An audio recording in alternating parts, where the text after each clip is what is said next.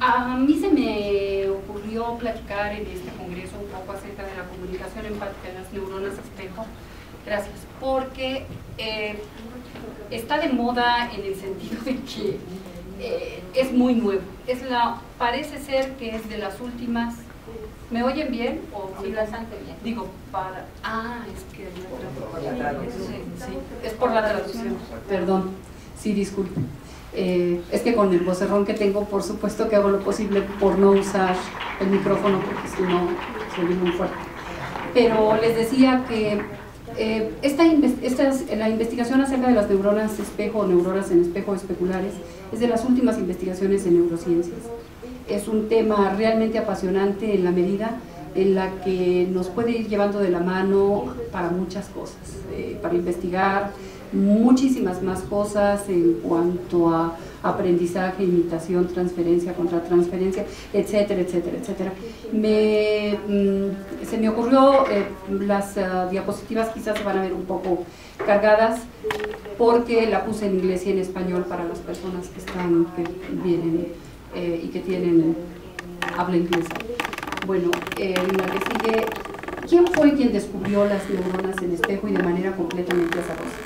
En el laboratorio de Rizzolatti, Fogassi y Galese y Fadiga, uno de ellos estaba trabajando con unos monos. Estos hombres lo que tienen su laboratorio en la Universidad de Parma en Italia es, ellos estudian corteza motora, porque lo que les interesaba era saber cómo es que las neuronas responden no nada más al movimiento, sino a la intención del movimiento. Pero finalmente lo que encontraron es que un día los animales, monos, tenían los electrodos conectados en corteza premotora y muy cerca de corteza prefrontal, y entonces al ver que entra uno de los investigadores, que la verdad no sé si fue Fogassi, Galese o Fadiga, alguno de ellos, porque uno de ellos entra al laboratorio, toma una fruta y se la lleva a la boca, y como los monos estaban siendo registrados, entonces las neuronas que se activaban cuando ellos tomaban, los monos tomaban la fruta, también se volvió a activar, nada más de ver que alguien toma la fruta. Entonces esto creyeron que era, ellos mencionan en su primer reporte, que fue en 1996, reportan que creyeron que al principio era un error del registro, y lo vuelven a hacer y se encuentran que así es, y lo vuelven a hacer y se encuentran hasta que ya dicen, no, aquí hay algo. Es de estas maravillas que en la ciencia se dan azarosamente. Así se descubrió la insulina, la glucosa. De Miller y Onder. Por supuesto, o sea, así hay cantidad, bueno, ese también es otro tema muy apasionante, cómo azarosamente en la ciencia el chiste es saber observar y decir, a ver, voy a buscarle, y entonces se encuentra uno maravillas. Finalmente entonces Rizzolatti, al encontrar estas neuronas, siguen haciendo más investigaciones, y encontramos ahora que existen neuronas espejo en otras zonas cerebrales de los monos y también de algunas aves. En los humanos específicamente se encuentran en el área premotora, en la zona de Broca, recuerden, tiene que ver con lenguaje, y en la corteza parietal. La zona donde se encontró en los monos, ahora la que no puede apachurrarme soy yo, aquí, es aquí en los monos, y en los humanos, en todas estas áreas se ha encontrado que hay neuronas espejo. Así, en las neurociencias se supone que estas neuronas desempeñan un importante rol dentro de las capacidades cognitivas, pero básicamente ligadas a la vida social, tales como la empatía, que podemos de alguna manera definirla como la capacidad de ponerse en el lugar del otro y la imitación. Rizzolatti, el investigador donde se encontraron las neuronas espejo o se registraron por primera vez, dice, las neuronas en espejo o espejo te ponen en el lugar del otro. Es decir, si nosotros vemos estas imágenes, si vemos la imagen de Gandhi, pues como que lo que sentimos y no lo tenemos enfrente, simplemente estamos viendo su cara, alegría, gusto, placer, tranquilidad. Vemos la de junto, por supuesto, la de la derecha arriba, desesperación, desolación, desesperanza, dolor, angustia. La de abajo, bueno, afortunadamente no hay memoria para el dolor, pero sí sabemos que el dolor de muelas es espantoso, si alguna vez nos ha dolido, ¿no? Y la de la derecha abajo, la sensación cálida que representa un abrazo. También es muy importante porque también sentimos, a pesar de no ver específicamente una escena que sea un abrazo, pero si vemos que alguien le toca la mano a otra persona, sobre todo si es una mano anciana, pues obviamente que intuimos o sentimos la sensación de generosidad, a la derecha de desesperación o agresión, abajo a la izquierda agresión abierta, y se me movió ahí, pero era Eduardo Galeano leyendo un libro. De hecho, eso es lo que nos sucede gracias a las neuronas espejo cuando leemos un libro, es que nos metemos en el libro y el libro nos hace vivir, sentir, ¿no? Y no lo estamos viendo, no lo estamos imaginando. Los humanos también tenemos la capacidad de interpretar lo que significa una escena, por ejemplo, la de arriba a la izquierda, bueno, el perro grande acostado en el colchón chiquito y el chiquito, ¿de cuál chiquito? Digo, por Dios, ¿no? Claro, exactamente, se fijan, ahorita sus neuronas espejo están funcionando. La de la derecha es verdaderamente desagradable porque pues inmediatamente nos imaginamos la barda límite de Estados Unidos-México. Esta fotografía fue tomada allá. Abajo a la izquierda sentimos libertad, ¿no? El águila con las cadenas rotas, y Don Quijote y Sancho Panza, ingenio, verdaderamente ser maravilloso. Y eso es lo que nos pasa cuando nosotros vemos películas, sentimos al personaje.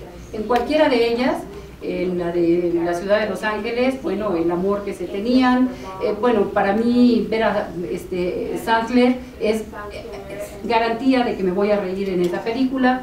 Desafortunadamente la de abajo a la derecha es espantosa porque nosotros la interpretamos como la crueldad, la infamia de la lapidación en algunos países como Afganistán. Y la de arriba, la del exorcista, ni qué decir. Entonces las neuronas espejo nos ponen en los zapatos del otro.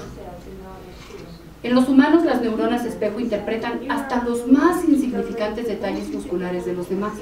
Así, nuestro cerebro es un radar andante, eso es nuestro cerebro, especializado en detectar todo aquello que nos rodea. No es lo mismo chutar una pelota, ¿verdad? Motoramente es diferente, chutar una pelota, que ver por televisión un partido de fútbol, pero uno está, o algunos, yo no, pero algunos, dale, pégale, no, a la derecha, etc. O oír por radio que están chutando una pelota, jugando fútbol y que metieron gol. Aunque no es lo mismo motoramente ni conductualmente, la diferencia entre lo que los demás hacen, lo que pasa en el mundo y lo que hago yo es insignificante, porque ante estos tres eventos hay actividad de neuronas espejo. No importa si lo hice, si lo vi que lo hicieran o si lo escuché que lo estaban haciendo, las neuronas en espejo responden. Un mono no imitaría a un mimo, solo si hay objetos concretos. Sin embargo, los humanos sí interpretamos símbolos, entendemos al mimo. Por lo tanto, gracias a nuestras extraordinarias neuronas espejo que influyen en nuestra imaginación, podemos comprender los estados mentales de los demás, simulándolos en nuestro cerebro y sintiendo lo mismo. Favorecen entonces la empatía, que es la base de las relaciones humanas. Las neuronas en espejo imitan como reflejando, por eso se les llamó el espejo, porque es exactamente lo que hace una persona. Sus neuronas en espejo se activan porque son motoras, acuérdense, pero la que está viendo lo que está haciendo la otra, también se activan sus neuronas de espejo. Y eso se ve en la parte de abajo, las neuronas espejo de este mono al tomar la fruta, y cuando ve que alguien toma la fruta, exactamente esa misma neurona espejo también se activa. Después de Rizzolatti hay un hombre que ahora es también de la Universidad de Parma, en Italia, italiano, pero ahora desde hace como 10 años está en California, que es Marco Giacoboni. Él dice que las neuronas en espejo verdaderamente nos pueden dar a los investigadores muchos momentos agradables, porque hay tantas cosas que investigar acerca de ellos. Y también dice: la imitación nos permite ser empáticos y entender a otros. Es nuestra manera de conocer el mundo que nos rodea. Hasta cuando movemos las manos al hablar, como yo, las neuronas espejo se activan en otros. fueron descubiertas en una parte del cerebro de un mono homóloga al área humana del lenguaje. Es muy importante. Recuerden que dijimos que el área de Broca también ya se encontraron que había. Antes de que los humanos fuesen capaces de comunicarse con palabras, lo hacían con gestos, ¿recuerdan? Algo en lo que las neuronas espejo son muy útiles, pues controlan manos y decodifican los movimientos del otro. Crean una paridad entre los seres humanos. Después, a través de la evolución, las propiedades de estas neuronas realmente en qué derivaron, obviamente que en el lenguaje. Entonces las neuronas espejo se activan cuando observa a alguien lo que está haciendo el otro, cuando gesticula, cuando mueve las manos al hablar. En los invidentes, porque esa fue una de las preguntas, entonces los invidentes, ¿qué onda? Si no ven, pues no tienen esta respuesta en las neuronas espejo. Jacoboni ya lo hizo y sí tienen. Sus neuronas en espejo se activan en función de lo que escuchan y de lo que sienten, etcétera, pero básicamente de los sonidos. Y entonces, pues si estas neuronas de alguna manera son responsables, su funcionamiento es responsable de la imitación y de la empatía, pues Bandura tenía razón, ¿se acuerdan? Bandura, el psicólogo canadiense que todavía vive, ya está muy grande, el padre del aprendizaje vicario, del aprendizaje social. Él decía que lo que se ve se aprende y que es la base de muchas cosas, de mucha conducta. Entonces valdría la pena preguntarse o tomar muy en cuenta que lo que se aprende por imitación sería la violencia en los medios de comunicación que está provocando conducta imitativa, o algunos programas televisivos. Podríamos mencionar aquí muchos que aquí en el Distrito Federal en la República Mexicana se ven a las 3 de la tarde. La conducta de los demás simplemente. Y entonces nos podríamos preguntar, bueno, si entonces si vemos a otro que hace algo, eso es lo que nosotros repetimos, lo imitamos, ¿a dónde queda el libre albedrío? ¿No? Pues, supuestamente tenemos. Es un concepto optimista, ¿no? No es al 100% que hagamos lo que queramos, pero existe gracias a los mecanismos de control. Pues no imitamos todo el tiempo, hay esperanza de que exista, no somos robots que únicamente pueden hacer lo que ven. En último término, todo esto significa que el libre albedrío no es completo. Lo que vemos y experimentamos determina la manera en la que nos comportamos. Lo que vemos y lo que experimentamos, ¿qué significa esto? Que las neuronas espejo se activan al imitar un acto, luego estas mandan el mensaje a través de la ínsula, que de hecho se le puso el nombre de ínsula como isla porque se creía que estaba por ahí y que no funcionaba, no se sabía qué hacía. ¿Cuál va siendo la sorpresa? Que es una estructura muy importante a través de la cual pasa una cantidad de información que va básicamente al sistema límbico, pero muy especialmente a la amígdala, que es la zona donde se integran las emociones. Recordemos que el sistema límbico es esta estructura del sistema nervioso que es el responsable de las respuestas fisiológicas a la emoción. Así, la actividad en este sistema está correlacionada con la cantidad de empatía. Hay estudios que demuestran que los niños que imitan u observan las expresiones faciales presentan actividad en estas áreas, por supuesto, y cuanto más activas son dichas regiones, más empatía tienen los niños. Por tanto, existe un vínculo muy estrecho entre la actividad en estas regiones cerebrales y la tendencia a tener empatía. Básicamente, ¿de qué manera funciona? Así. Yo te veo sonreír y mis neuronas espejo lo simulan. Acuérdense, imitación. Crean una especie de imitación interna en mi cerebro de la sonrisa en tu rostro y luego envían estas señales al sistema límbico y por lo tanto siento lo que tú sientes. ¿Por qué? Porque entonces en el sistema límbico es en donde se da el proceso de integración, como decía hace rato Rafa, el sistema de integración de las emociones, y es en donde de alguna manera se dice qué hacer con la llegada de información desde el punto de vista emocional, en función de toda una memoria, lo que ese estímulo significa, bla, bla, bla. Y esto es la base de la empatía, el modelo neurobiológico de la empatía, el cual sugiere que de alguna forma u otra estamos conectados unos con otros. La neurona espejo favorece la imitación, por lo tanto, son importantes en el aprendizaje, o sea, ¿en qué cosas no van a ser importantes entonces? En el aprendizaje, en el comportamiento social, en las relaciones interpersonales, la formación de bandas. Esto es muy importante porque Jacoboni ha estudiado ya en su laboratorio que es muy interesante que las bandas se generan, pero por etnias. Es más fácil si yo veo, estoy en una zona de chinos, por ejemplo, se me ocurre, y de repente habemos varios mexicanos, o por lo menos no chinos, y entonces responden enojados o agrediendo o atacados de la risa, yo que no soy china, simplemente de manera automática, gracias a mis neuronas espejo, inmediatamente lo que hago es responder como responde mi etnia. Sucede lo mismo con el género, por ejemplo, las agrupaciones por género. También él dice que tiene esperanza de poder explicar las afiliaciones políticas con base en la fisiología de las neuronas espejo, etc. Vamos a ver qué pasa. No está, la investigación en neuronas espejo es incipiente. Nos refuerzan que la familia, la sociedad, la comunidad son valores realmente innatos, son la base de la empatía.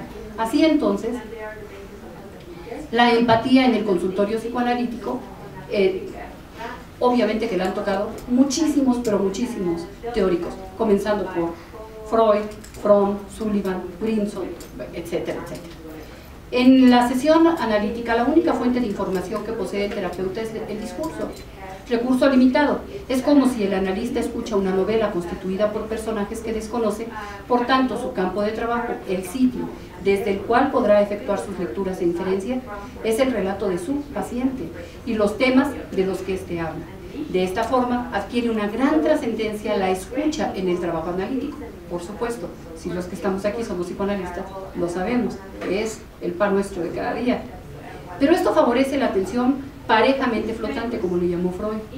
Este recurso técnico provee un apoyo dado que desde esta posición uno participa con puntos de vista tanto despegados como comprometidos y está dispuesto a ir y venir al pasado y al presente a medida que la situación lo requiera, por lo cual esta técnica facilita el desplazamiento desde el contenido manifiesto del discurso hacia lo inconsciente contenido en el propio discurso.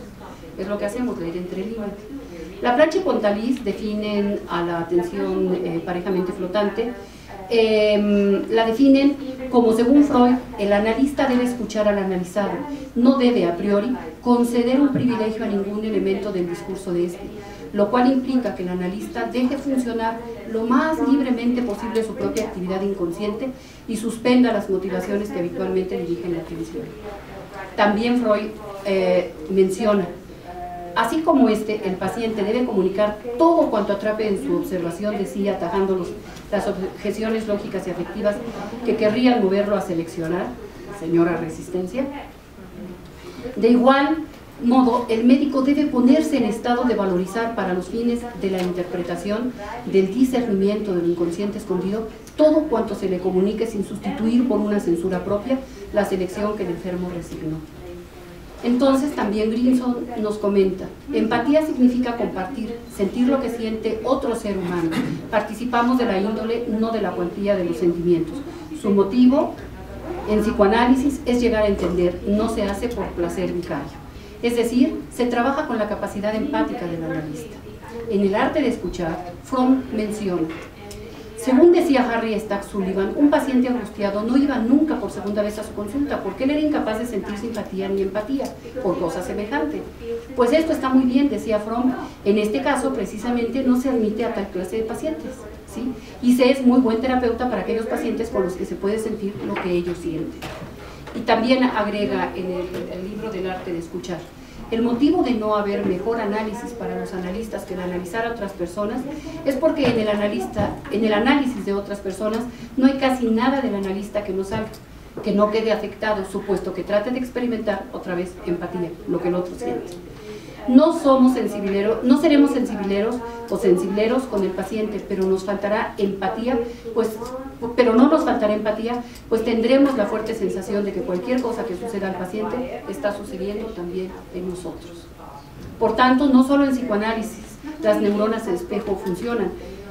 Los fotógrafos, que son los que seleccionan las fotografías para los periódicos, bueno, ustedes no se imaginan las crisis de ansiedad en las que caen por ver toda una cantidad de fotografías. Y los odontólogos, y etcétera, etcétera, todos tenemos empatía y se nos activan las neuronas del espejo.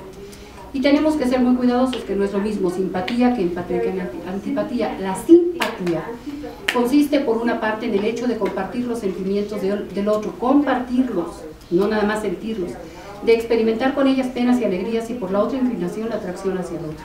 En cambio, la empatía es la facultad de ponerse en el lugar del otro, y la antipatía pues lo contrario a la simpatía. Así, una comunicación empática en análisis implica sentir gracias a las neuronas espejo con objetividad, racionalidad, libertad, sin prejuicio, sin antipatía ni simpatía. Eso es muy importante. Todo aquello que el analizando asocia libremente con la atención centro a centro que mencionó Fromm, escuchando la comunicación infraverbal, es decir, leyendo entre líneas. Y entonces, con base en esto, me pregunto, ¿qué hacer para no imitar la agresión, la deshonestidad, la mentira, el fraude? ¿En qué ambiente debemos educar a los niños para que no aprendan la violencia, la guerra, el sufrimiento de los accidentes que diario los noticiarios se desvelan por anunciar? Es decir, que los niños no vean la televisión, por ejemplo, o que los programas sean adecuados, ¿verdad? Eso sería lo excelente. Y la red y los videojuegos, etcétera, etcétera. Bueno, parece que debemos aprender más sobre las neuronas espejo y utilizar su función en pro de la humanidad, de la libertad, del respeto, de la comunicación, de la biofilia. Insisto, la palabra enseña y el ejemplo arrastra. Gracias.